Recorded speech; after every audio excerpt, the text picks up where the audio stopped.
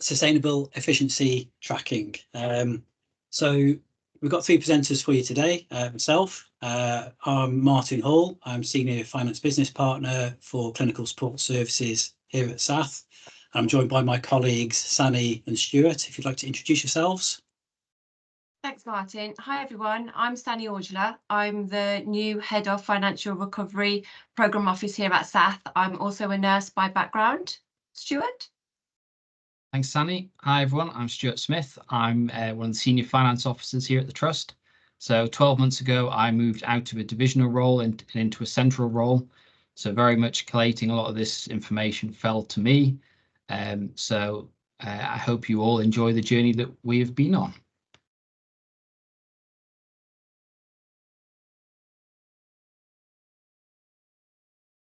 So, as Martin kind of mentioned at the start, thank you very much. Put the Menti code on there. If you could all join the Menti.com, put in the code that you see on your screen there.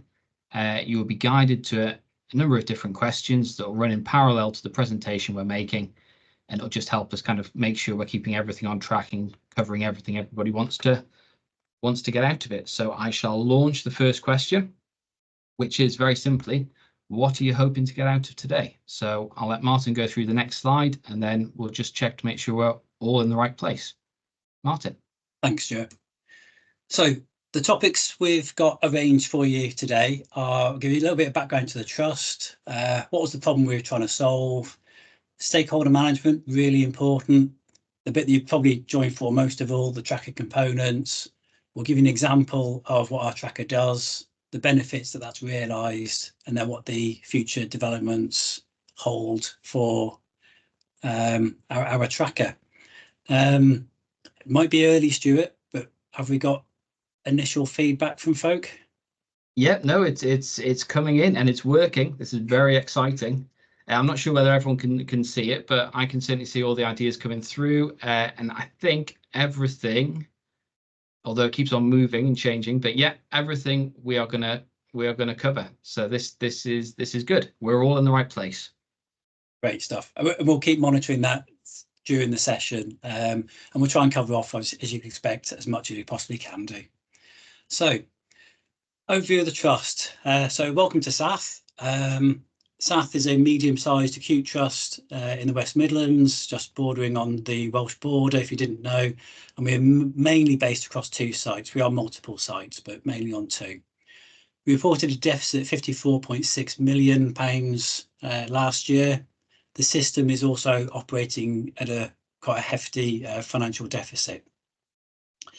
Along with probably a lot of you on the call, if you're an acute trust, we are suffering with capacity problems, mainly in our emergency pathways, but we're making good progress. We're improving our services to our patients, and that was reflected in our CQC rating this week, which moved from inadequate to requires improvement. Of note that within that report, maternity services being rated overall as good, which we're very pleased about. Last month, we replaced one of the NHS's oldest PASS machines, our patient administration system. We successfully opened a community diagnostics centre last October offsite, and our hospital transformation programme to regenerate our estate is in full flow. The reason why I tell you that a lot is simply because we are doing our efficiencies in the backdrop to all of those challenges. So I think most trusts will have at least one or two of those. We've got the most challenges I think you could have. In terms of efficiency, in 22-23, against a plan of 10.7 million, we delivered 8.2. Last year, the SATH efficiency plan was 19.7, against which we delivered 18.8, which is more than double what we had done in the previous year. And that was testament to an improvement in how the teams engaged across the Trust with our efficiency agenda. The system had a stretch target as well, which was only partially delivered, coming up short of the plan. Also, and we should just say, our efficiency tracker here was also part of our One Finance Level 2 accreditation submission. Back to you, Stuart. Thank you, Martin. So the next question should appear as if by magic in front of you. So what we've done here is identified some of the frustrations we had with efficiency reporting. So as Martin talks through those, if you could just quickly kind of vote on which ones you were experiencing, we can just make sure, again, we're covering everything that people want to cover. Thank you, Martin. So what was the problem we were trying to solve? Even though we were delivering efficiency schemes, so delivery wasn't necessarily a huge problem for us, we recognised there are many issues with the tracker, and those were creating difficulties, mainly around credibility and confidence that what we were reporting was right. So I think you'll probably recognise most of the things on the screen in terms of some of the issues that you guys have probably had as well.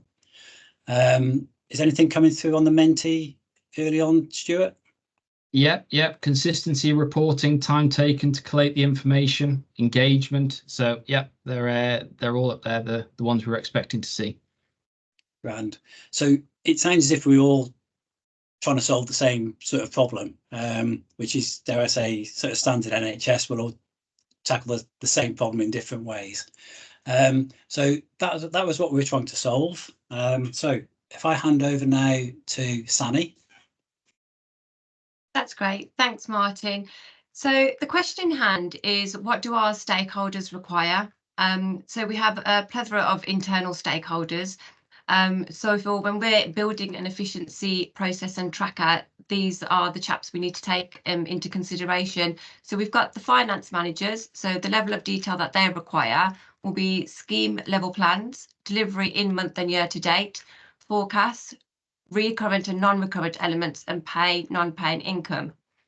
The other stakeholders that we consider is senior finance leads. Now they would want a similar high-level detail report of delivery in month and year according to the plan, including any deviations that might affect the delivery of the scheme.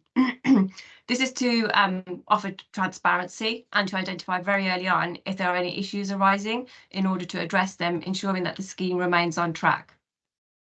We also have the Financial Recovery Programme Office as one of our stakeholders, who would need to have an overview and understanding of all the details that you find in a project initiation document, obviously better known as a PID, such as the interdependencies, impacts of the scheme, whether positive or negative, and key milestones. This is required in order not only to support the teams on delivery, but to provide governance and assurance around the work streams. This would also include the RAG ratings. As stakeholders, you've also got your divisions. Again, they're going to require an overview of how the scheme are progressing and any issues of deviation from the plan so that they can support early on with any mitigations that might be required. Last year, we've got the directors who are going to require a high-level overview of the programme, and also the scheme leads. What they really want to know is how well is their scheme delivering, and if it's going to plan. And if it is going to plan, how can we share that learning? And if it isn't going to plan, how do we intervene and try and fix that? Moving on to the external stakeholders that we should be considering when setting up such processes include the ICB and NHS England. Now, I only joined SAF in this role 2 months ago, and during that time before me, reporting was monthly based, with plan and actuals being reported against the forecast. Since then, recently, we have stepped up on more frequent regime of reporting with additional information, which has been requested by NHSE. So we are currently building our reporting platform as a system PMO, not just an internal one. It's still in its infancy stage. However, in order to contribute to that, we need to ensure that our internal tracker is robust and offers the reporting information that is required. Martin, over to you. Thanks, Sani. So in terms of what's in a tracker, I think anyone that's been in the NHS for a while is tracking efficiency schemes will have seen various iterations of trackers. And I think it's through that experience that we're now looking at, right, okay, so what were those key elements? What are the core elements that we would need within the tracker? So on the screen here, you'll see that, we've talked about stakeholders, really, really important. Which are the key stakeholders we want to keep engaged? What's the information that they require? And agree that minimum data set. There's a theme about consistency in the reporting, both internally and externally. But as Sanny's just referenced, it's got to be flexible, because some of the requests that come in, come out a little bit of left field. We weren't expecting it. Is it mandatory? If it's mandatory, we've got to adapt it. If it's not mandatory, what do we do? It's got to obviously just report the basic information that you'd expect, a target, a plan, a forecast, the actuals. It needs to be simple to use. Certainly in finance, we get asked to fill in multiple spreadsheets, and it's trying to keep that basic information available to folk, but it's got to be sufficient. So it's just trying to find that happy balance.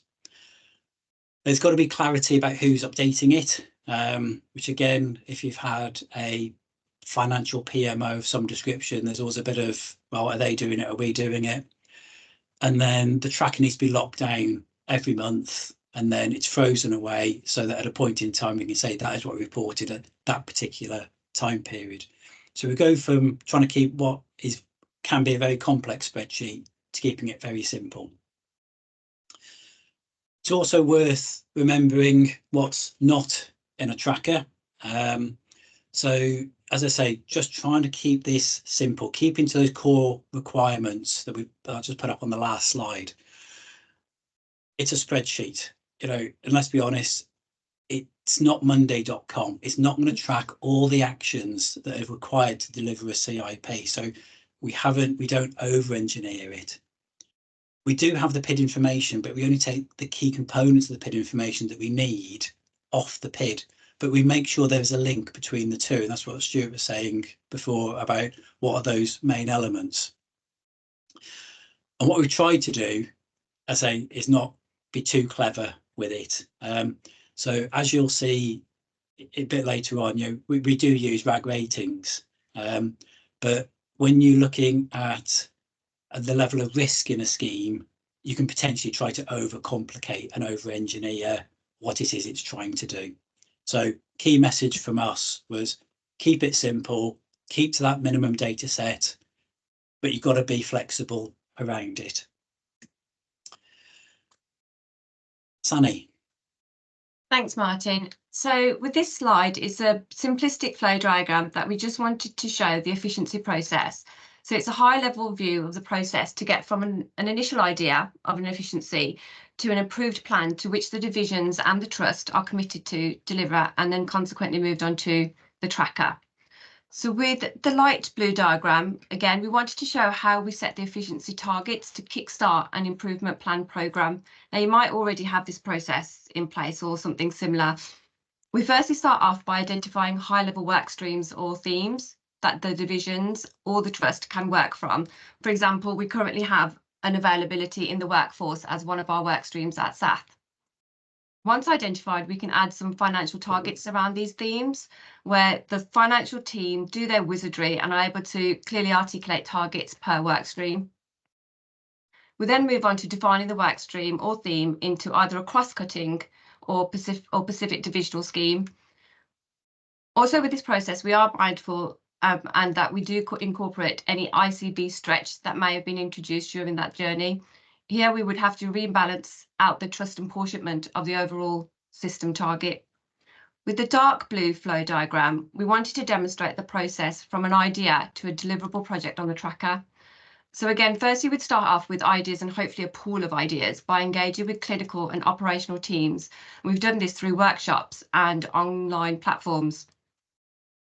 We'd write them up with the initiation documents, better known as PIDs, for valid ideas, including the costings and, importantly, a quality impact assessment, again, better known as a QIA, to demonstrate if there's any impact on the quality of care or safety delivered to the patient and any impact on our workforce by the scheme, and ensuring that any mitigations are explored and considered and also put in place. Once these are reviewed, once they're reviewed by the relevant divisional committees and hopefully approved, we can then offer the exec team a general oversight of the schemes with the plans associated with them. Again, going through another approval process, hopefully then they do get added to the tracker as an efficiency, ready to start the process of delivery. Over to you, Stuart. Thank you, Sammy. Okay, so as we talked about, And anybody who's kind of been involved in this will know you've got a myriad of reports that you've got to kind of feed into for a whole host of stakeholders. So when trying to complete the tracker, what we've tried to do is pull together a kind of a core list of what we think needs to be included. So this list by no means exhaustive, but all I can stress is actually it's a bit of a grind to get this in at the start of the year. But if you can get it in during the planning process, it really does pay dividends through the year as you move through your reporting. So what kind of things do we include? So a lot of them are self-evident, but I'll just quickly whiz through them. So we've got the year that it relates to. So the vast majority of those will be the current year, but you may end up with some schemes that are kind of legacy from the previous year that didn't deliver, or some schemes perhaps that you've got lined up for the following year that you just want to capture somewhere and keep as a placeholder. Every scheme has got a PID reference, so we can always go back to that documentation to find out what the scope of the PID was, what the expected delivery was, all those types of things. So again, we can be very clear if at any point we think actually this kind of overlaps with another scheme we've got, we can go back and clearly target it. As Sani mentioned, some schemes are trust-wide and some are divisional. So we capture that as well, just so we know who's kind of leading on it. It may be a division leads on it on behalf of another number of other divisions, or whether it's kind of an overarching, for example, nursing, overarching across all nursing across the whole trust. We identify the scheme name, which, very brief description of what it is and what it's trying to do. The work stream mapping. This is one that we kind of more for our system reporting. So our system colleagues who kind of group similar schemes under different work streams. We map all of our schemes to that. So when we start feeding our system reports, that's done very easily. The division that it impacts on. So whilst I said some of these are going to be trust-wide schemes, if we had a nursing trust-wide scheme, it would also have a local impact on each division. So whilst there might be a £2 million scheme against nursing, what we can do is identify, well, how much of that relates to our medicine colleagues, how much is surgical, women's and children's, etc., etc. So again, when we start looking at our divisional reporting, we can see how we're doing on that. We then have a number of lines there that show the different leads. So this all kind of helps with the reporting, and when kind of people talk about ownership, this is exactly who populates. These are exactly the things that we need in order to do that. So every scheme clearly identifies an exec lead who's kind of responsible for the project and responsible for driving it forward. We then have the work stream lead that kind of sits under the exec and does lots of the work on behalf of the exec. Clinical lead, clearly making sure that actually we don't compromise the quality of service we deliver. Finance lead, who kind of crunch the numbers, but also populate the spreadsheet, populate the tracker to make sure that the numbers going in, they are the one version of the truth. We have an HR lead in case there's any workforce implications. Again, who drives that? PMO lead, or the kind of recovery office lead. So who's leading from that point of view? We then have where the scheme is in the process. So kind of Sani explained the journey. So is this scheme something that's just at the minute an idea? Is it being worked up and in development, or is it in implementation? So again, it just helps us with a bit with our forecasting, a bit kind of horizon scanning what's coming up. PFR category. So anybody who populates the monthly PFR return will know that quite often the categories that you're asked to populate things in PFR bear no resemblance to anything that you kind of know locally as what the scheme is. So this is just a very simple mapping we put in at the very start of the year that kind of says, yep, that broadly fits into that category. That's how we're going to record it. We then got very self-explanatory, income pay, non-pay. Again, just a very quick mapping, whether the scheme is recurrent, non-recurrent. We've got where it is in the QIA. So is it being worked up? Is it in review? Has it been fully approved? Are the execs cited? So we can see where we are with that. Delivery of risk, as Martin touched on, this is quite kind of subjective and just kind of an initial view. We don't go into kind of massive amounts of calculations on this. Yes, we have our risk register, and yes, we highlight things on there that's a bit more kind of scientific. On here, we just kind of capture, yep, we think this is full steam ahead, we're going for it. Or no, actually, this may not pan out. It's a good idea, but there are a number of barriers we're facing. I put on there budget code and cost center. That would be the ideal, but kind of you've got to understand that actually for quite a lot of the schemes, particularly if it's a procurement scheme, you're unlikely to list every single budget code expense type that it's going to impact on. I've got them on there just so that if it's kind of a unique scheme that's for us is very specific, I can identify where any budget adjustments need to go. And then last in the kind of the core section is the full year impact we're expecting on those savings. We also have kind of to the right hand side, we've got all the kind of the month by month plan, the month by month actual, the month by month forecast. Again, all the plan is locked down at the start of the year. And then all we ask is that the finance lead populates that as we move through the year. One of the kind of comments that kind of came up on the Menti in terms of how do you capture things that are not budget releasing, so run rate savings. We do have a column on here that identifies whether it's something is a budget saving and is kind of a true CIP and we can transact it as such, or whether it's a run rate saving, which we still capture, but obviously we have to report that slightly differently. So I'm just going to show a couple of the different reports that we produce now and where they're used. So this kind of shows the internal report that we produce. It shows the division and then the scheme name. So for when we're reporting to our trust board, we would actually just condense that all down and just show it by division. So we can see how much the division is delivering. But actually when we run our divisional boards, our business partners, when they produce their divisional board papers, they would expand it for the division that they are representing. And then quite simply, all it does is the in-month plan, what we're expecting to deliver by scheme, what has delivered, a variance. Then we've got the year-to-date plan, actual variance, an annual plan that goes in. So that's the plan at the start of the year that we don't change because we set all of our plans during the planning process. We then got a forecast.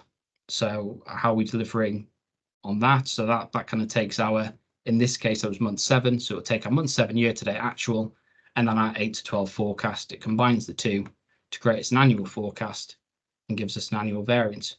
But when we start moving through the other reports, the crucial bit is all those bottom line numbers there, the total values, they always come back because it comes from a single document, which is the one version of the truth that we all kind of use for all of our reporting. There's no kind of going off and saying, oh, actually, I got this figure from procurement or I got that figure from here.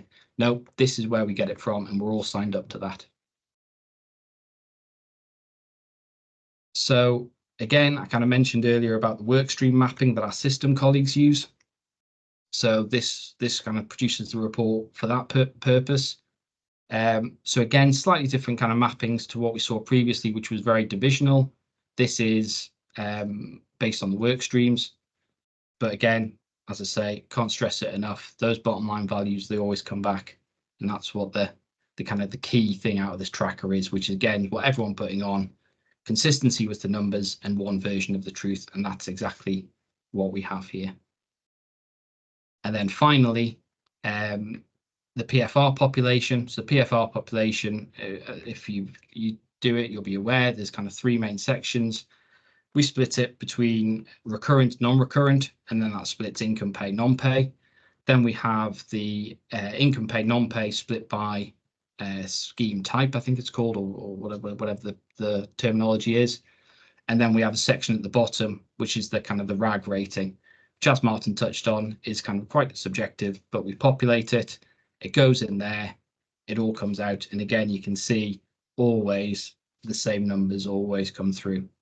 So again, one version of the truth and gives consistency. So in terms of benefits realized, main one is consistency. As I can't stress it enough. It was my biggest bugbear when I first came into post, and when I've been involved even as a division, you would submit numbers and then you would see a report and say, well, where's that number come from? I didn't give you that number. Oh, it's because somebody else added this to it. Whereas we don't have that now. We just have the one version of the truth. It's flexible enough that it can do that level of reporting that I've just shown you. But actually, if you want to flip it, and if you were one of my divisional finance colleagues and you want to say, actually, how am I doing against my schemes? you can pull that report off and see, actually, I'm delivering this well against my schemes. Or if you were one of the operational colleagues, you're quite willing, quite able to pull that off yourself as well. It's very simple and very clear. It kind of gives that clear roles and responsibilities. People can see how they're doing. It's visible, which gives the ownership. And a lot of people have put on kind of the Menti quiz about how you're getting ownership and how you continue to get ownership. Well, actually, if you show them the numbers, that gets ownership. It makes it visible. It means there's no kind of, as I say, conversations around, I don't believe that number. I don't believe that number. I gave you this number last month. It's changed. I think the only thing I would say is what we do is on a monthly basis, whilst this document's live and it's available on Teams, so everyone can kind of populate it as we go through. At each kind of reporting cutoff, I take a version of that and save that down. So that is locked down. So then people can't go back and we can't then kind of change how we reported previous months.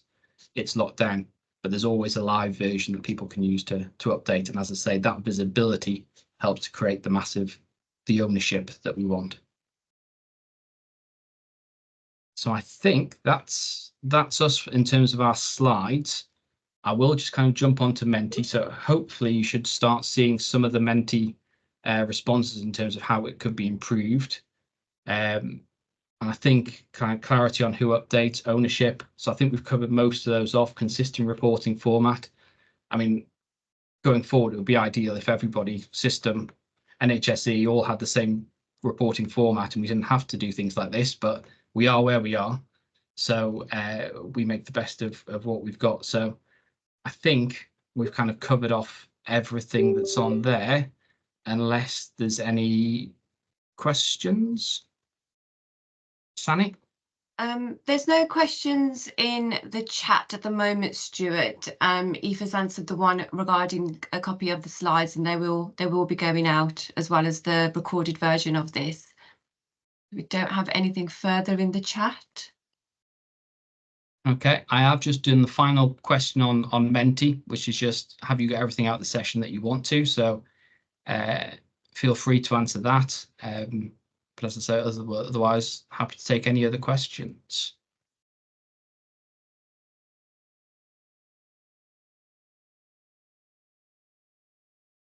Can't see any hands. No, there's no hands, no further questions in the chat.